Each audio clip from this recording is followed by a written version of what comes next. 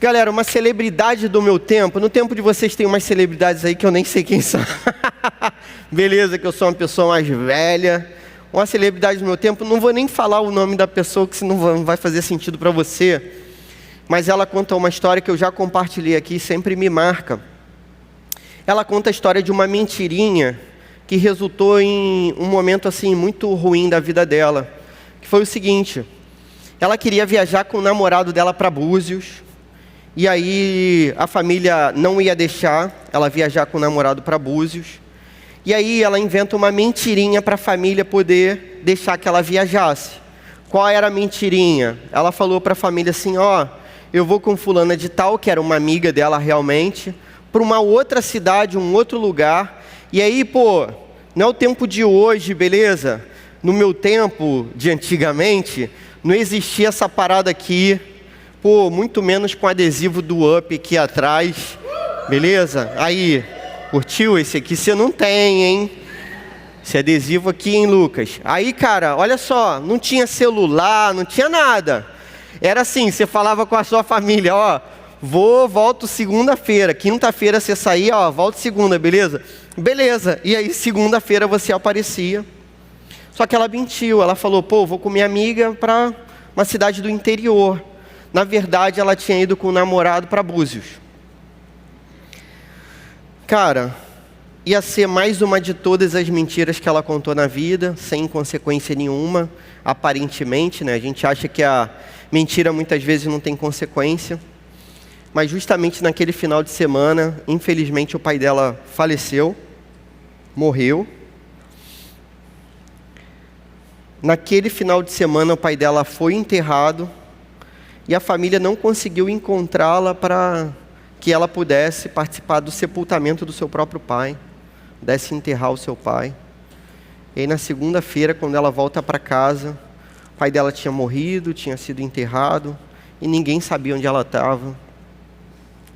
Uma mentira que parece simples, galera, pode resultar em questões que são totalmente trágicas para a nossa vida. Existe, por outro lado, hoje no nosso meio, uma cultura que é assim: a verdade perdeu o seu valor de modo tão impressionante que a gente relativiza tanto a verdade que hoje o que vale são as narrativas. Então, tipo assim, não existe mais verdade hoje, né? Teoricamente, assim, não existe verdade. Tudo é relativo. Então, o que vai ser considerado? A nossa narrativa. Eu lembro do atual presidente, uma vez falando com um ditador aqui da América Latina, Nicolás Maduro, ele dizendo assim para esse cara: ó, Maduro, você tem que emplacar a sua narrativa sobre o que está acontecendo na Venezuela. O que isso significa?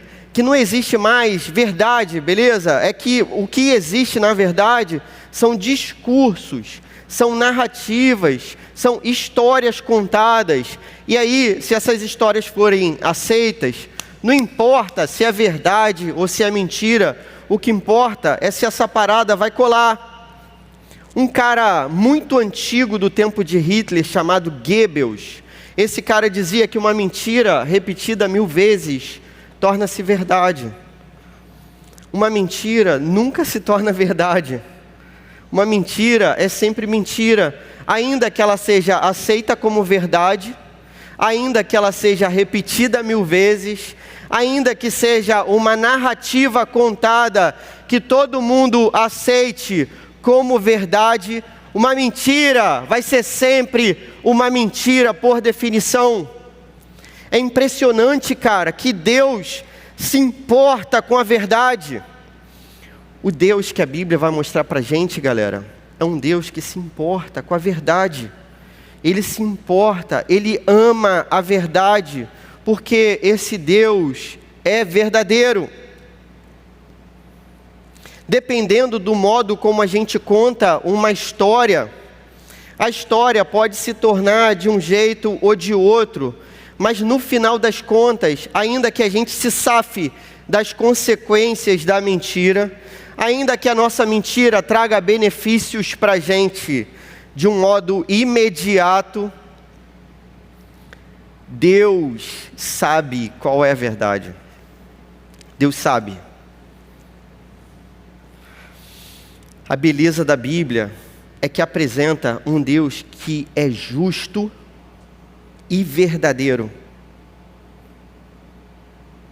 Deus é justo e verdadeiro.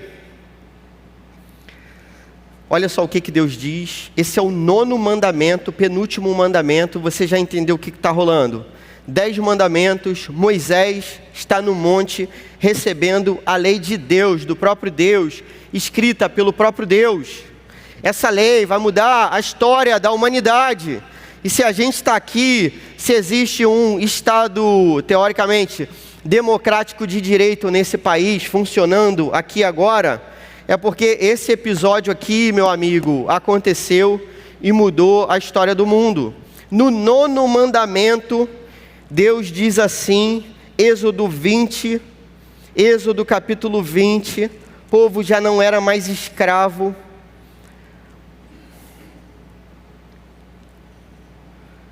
Quem não cumpre essa parada aqui é escravo. O que o texto está apresentando para a gente. Só que esse povo agora é livre. É livre. Quem mente é escravo da mentira. Agora, essa galera é livre e pode dizer a verdade. E no penúltimo mandamento, Deus fala no verso 16: não darás falso testemunho contra o teu próximo.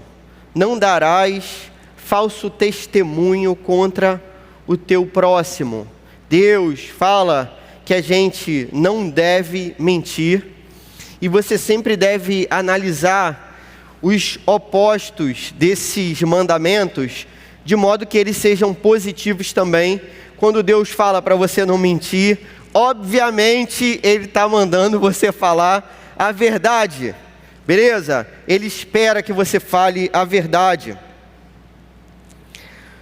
O que esse texto apresenta como lição para a gente? Primeira lição: a mentira é uma ofensa grave ao Deus verdadeiro. A mentira é uma ofensa grave ao Deus verdadeiro. Saca só, o problema entrou no mundo por conta de uma mentira.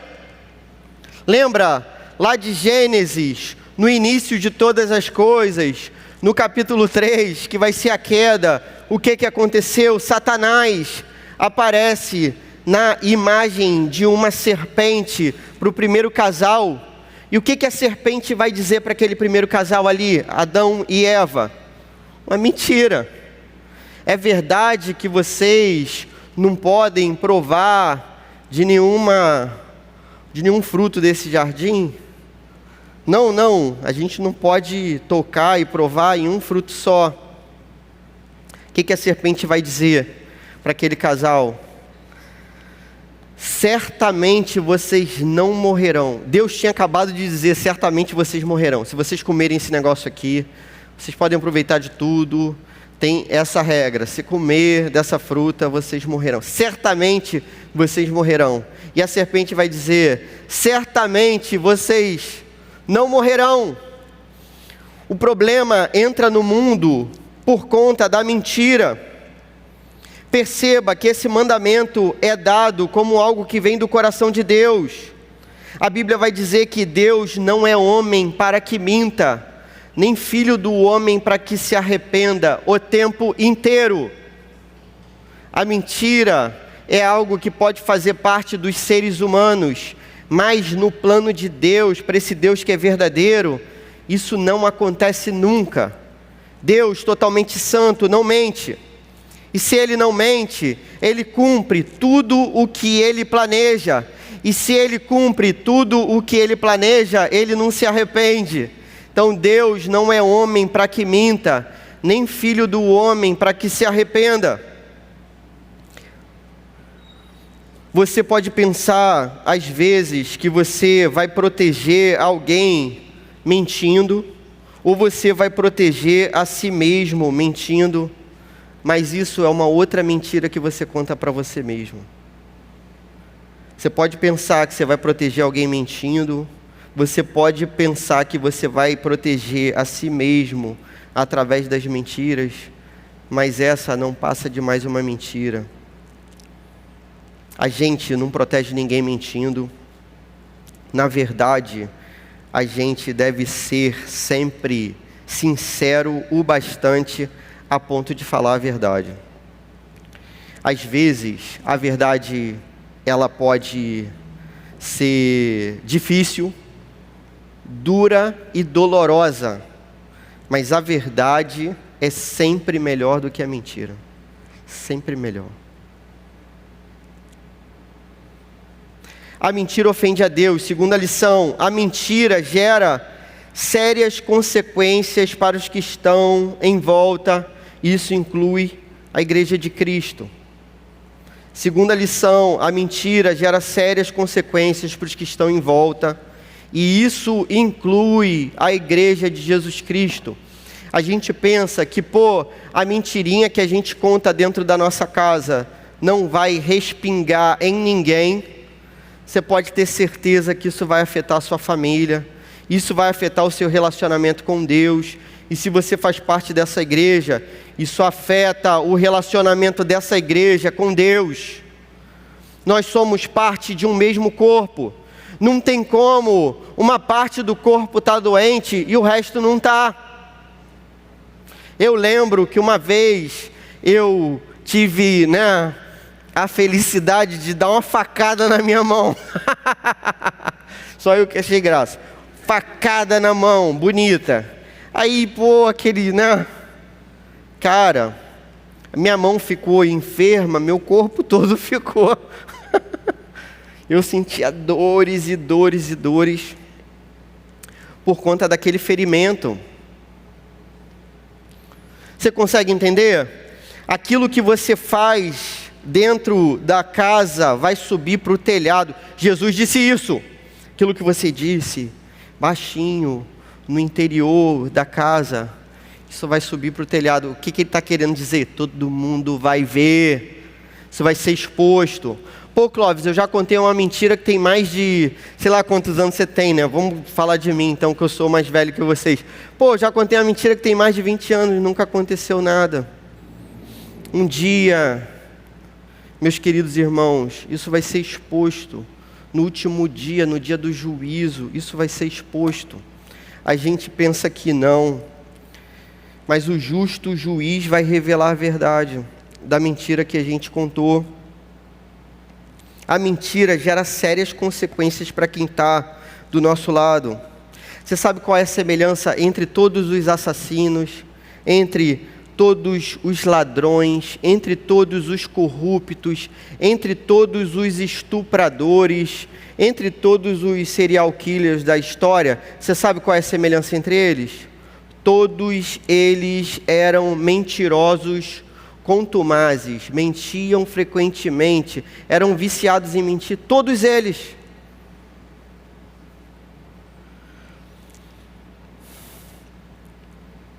Uma mentirinha pode colocar nossa própria vida em risco, uma mentirinha pode destruir uma família inteira, uma mentirinha pode destruir uma igreja inteira. Uma mentirinha, aquilo que a gente pensa que de repente não tem tanto significado. Terceira e última lição: a verdade, ainda que apresente um alto preço, é menos custosa que a mentira. A verdade, ainda que apresente um alto preço, é menos custosa que a mentira, que invoca o inferno e o diabo. Não se esqueçam, Jesus falou que o diabo é o pai da mentira, e mente, e é assassino desde o princípio. João capítulo 8, verso 44. O diabo é o pai da mentira. Quando a gente mente, e Jesus fala para aqueles que estão perto dele assim, quando vocês mentem, vocês fazem isso porque vocês seguem o pai de vocês, que é o diabo. Jesus diz que o pai de quem mente é o diabo. O diabo é o pai da mentira. Lembra de Pedro? Jesus fala assim: olha, Senhor, você não vai morrer não. Você não precisa morrer naquela cruz. Vira essa boca para lá, bate na madeira. esquece esse negócio, dá 3 pulinhos, fica com o dedo, cruza os dedos. Que isso, Jesus? Falar um negócio desse, você vai morrer na cruz, porque a cruz era o lugar da morte de assassinos. Lugar terrível. As pessoas escondiam o rosto da cruz. E quando ele diz que o Filho do Homem tem que ser entregue para ser crucificado, Pedro vai dizer assim: pô, que isso, Jesus? Isso não vai acontecer não, vem aqui, tira esse negócio da sua cabeça. O que Jesus diz para ele? Arreda-te, sai correndo, Satanás, sai da minha frente, Satanás. Jesus chama o discípulo dele, Pedro, de Satanás. Por quê? Porque aquela era a pior mentira de todas. A pior mentira de todas é dizer que o Filho de Deus não precisaria morrer na cruz pelos nossos pecados, porque sem isso a gente não teria salvação, todos nós estaríamos condenados. Jesus chama Pedro de Satanás, porque o diabo é aquele que tenta plantar essa mentira no nosso coração, saca? Ainda que pareça mais fácil, o custo da mentira envolve o inferno e a vida eterna. Parece fácil, na hora resolve uma opção de problema. Eu digo para minha mãe que eu fui para a escola, mas não fui. Eu digo que eu voltei direto para casa e eu não voltei. Eu digo que eu não estou namorando, mas eu estou. Eu digo que eu não estou tirando foto sem roupa, mas eu estou fazendo isso. Não sou punido, beleza, não sou punido, ninguém vai brigar comigo, vou ter direito a todas as regalias que eu sempre tive. Digo que não fui eu, é mais fácil. Ah não, não fui eu, era outra pessoa, não se tratava de mim. Só que o resultado é um custo muito pior. É muito melhor você assumir o seu erro e voltar atrás do que você correr em direção ao precipício. É muito melhor você parar e dar um passo para trás. O resultado disso é o inferno. Como que a gente aplica esse mandamento à nossa vida? A gente tem que buscar a verdade. Primeira aplicação, busque a verdade. Queridos, não é algo simples parar de mentir. Eu sei disso pela minha própria vida. É muito difícil, muito difícil. Principalmente quando você se acostumou a mentir. Principalmente quando você relativiza a mentira.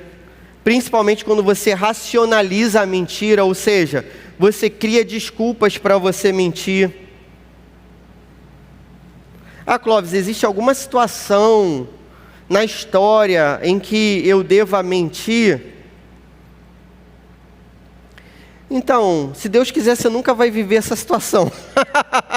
Beleza, quer quebrar um outro mandamento superior a esse, que foi o que aconteceu na Alemanha nazista, não é isso? Aí, as pessoas tinham que mentir para poder proteger os judeus que estavam na casa delas. Então, soldado batia lá, tem alguém aqui escondido? Não. E tinha.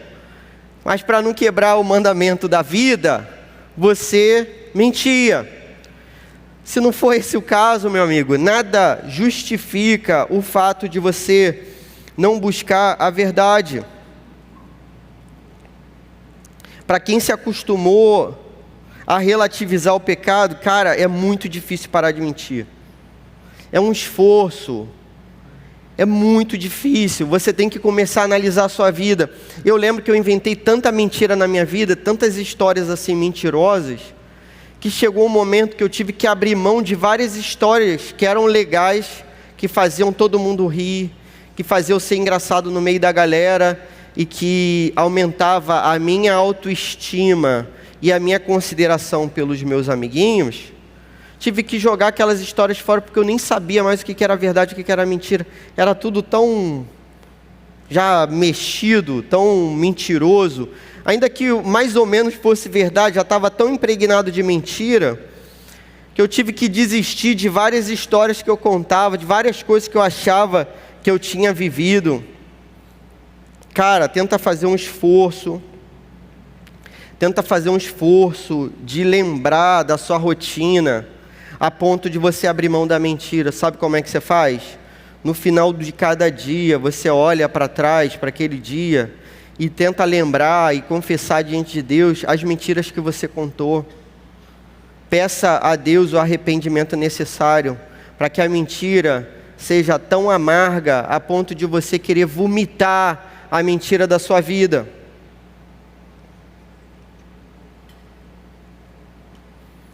Isso só pode vir do Espírito Santo de Deus. Só pode vir do Espírito Santo de Deus. Mas quem nasceu de novo pode parar de mentir. Na velha natureza a gente não consegue. Mas quem nasceu de novo pode. Quem nasceu de novo.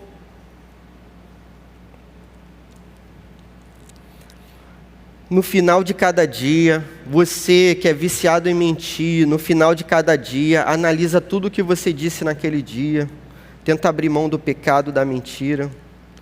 Segunda aplicação, busque retratação e minimize os estragos das mentiras. Busque retratação, minimize os estragos das mentiras. No final do dia, quando você reparar que você mentiu, no dia seguinte, você tem que se retratar. Com a sua família. Fingi que fui para a escola, não fui. No dia seguinte, você tem que se retratar o quanto antes. Busque retratação. Desfaça o mal que você fez. Peça perdão para as pessoas para as quais você já mentiu inúmeras vezes. Mas eu vou perder a minha amizade. Então, você pode perder a sua amizade, mas você não vai perder a sua alma. O que é melhor? Perder uma amizade ou perder a sua alma? Perder a confiança dos seus pais ou perder o Espírito Santo na sua vida? Além do mais, isso é fruto do nosso próprio pecado. Eu me lembro que nessas experiências de conversão que eu tive, eu tive que chegar para uma pessoa e dizer para ela todas as mentiras que eu falei para ela, me retratar. Não é coisa fácil, não é coisa fácil, é duro, é dolorido. Possivelmente a pessoa nunca mais vai confiar em você da mesma forma. Isso é fruto do seu próprio pecado. Existe aquilo que a gente chama na Bíblia de lei da semeadura. Aquilo que você planta, certamente você vai colher. Beleza?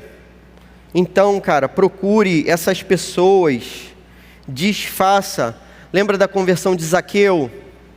Zaqueu mentiu e roubou uma opção de gente. Quando ele se converte, o que ele faz? Ele fala: Senhor, eu vou restituir. Eu vou restituir. A gente canta isso daqui. Não, eu quero restituir o seu amor, não é isso? Eu vou restituir, eu vou restituir. É isso que Zaqueu fala. Eu vou pagar o preço de tudo que eu fiz de errado agora. Eu vou devolver a mais. Peça perdão. Desfaça o mal que você fez. Seja um discípulo daquele que é a verdade e a vida. E ninguém chega ao Pai senão por aquele que é a verdade e a vida.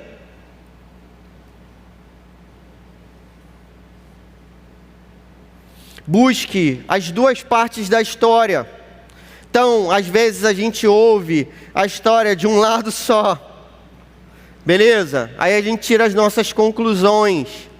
Busca o outro lado, busca a verdade. Aí quando você busca o outro lado, você pensa assim: pô, e essa história está mal contada, não é bem assim que a coisa está acontecendo. Busca o outro lado, conversa. Antes de você tomar a sua decisão e chegar às suas conclusões, procure uma pessoa mais velha para você confessar o seu pecado, confessar a sua mentira, confessar as suas dúvidas, confessar os seus enganos, as suas falhas. procure um irmão mais velho na fé. De modo geral, a gente teria como referência o líder da nossa célula, supervisor da nossa célula, o nosso discipulador. Seria, no caso, a pessoa para a qual a gente vai correr para os braços e dizer: pô, mais uma vez eu menti. Se você é viciado em mentir, cara, existe tratamento para isso. Como todas as outras doenças do mundo, né, que tem tratamento, nem todas têm. Existe tratamento para isso, para quem é viciado em mentir. Você que é viciado em mentir, procure uma pessoa que já foi viciada em mentir, pode me procurar. Estou aqui à sua disposição para orar contigo, para ouvir aquilo que te atormenta e para a gente caminhar junto. 2 é sempre melhor do que 1, é o que diz a palavra. 2 caminhando juntos, sempre melhor do que 1. Terceira e última aplicação: você que envolveu a sua vida num bando de mentiras, você que mentiu a vida toda, creia, Jesus, que é a própria verdade, pode salvar, redimir, purificar até aqueles que foram viciados em mentir. Sei lá quantos anos você mente, eu menti durante 15 anos. Eu sou exemplo disso. Jesus pode te curar. Jesus pode fazer com que você fale a verdade, assuma o mal que você cometeu, confesse pecados que você ainda não confessou. Jesus pode tratar o seu coração e a sua vida. Jesus pode desfazer qualquer tipo de precipício que você tenha se enfiado. Jesus tem solução para a sua vida. Só Ele tem. Só Ele tem. Você acha que você está vivendo um buraco em que você entende que você não consiga mais sair dele? Sozinho você não vai sair realmente. Jesus pode te tirar de qualquer tipo de abismo, de buraco, de podridão, de mentira, de pecado. Jesus pode transformar a sua vida. Jesus faz um mentiroso virar pregador do Evangelho. É isso que Ele faz. Ele sempre fez isso. Durante 2000 anos a gente vê Ele fazendo isso. Pode ser assim com você, meu irmão. Vamos orar? Senhor, a gente tem a nossa vida diante de você, e por mais que a gente minta para todo mundo, e às vezes até para você, você conhece toda a nossa história, Senhor, todo o nosso coração. Você é o nosso Deus, cheio de misericórdia e graça.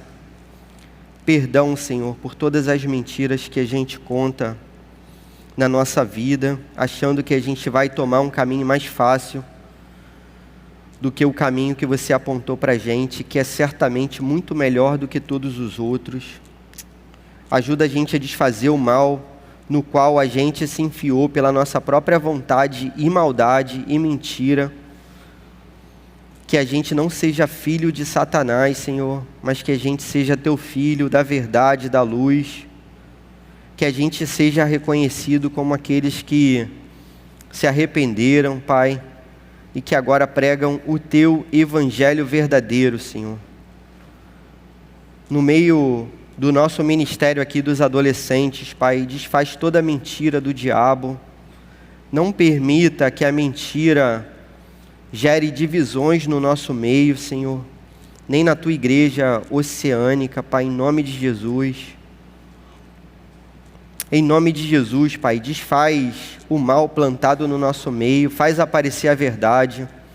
Antes do último dia, que a gente tem certeza que a verdade aparecerá, a gente pede que você faça essa verdade aparecer no nosso meio, para que a Tua igreja caminhe como aquela que avança, mesmo diante da pressão das portas do inferno. Que a Tua igreja prevaleça, Que seja assim no nosso meio, Senhor. Faz a gente ser reconhecido como quem fala a verdade, quem ama a verdade, quem busca a verdade. E a verdade é o Teu Filho Jesus. Que seja assim, no nome do Teu Filho. Amém.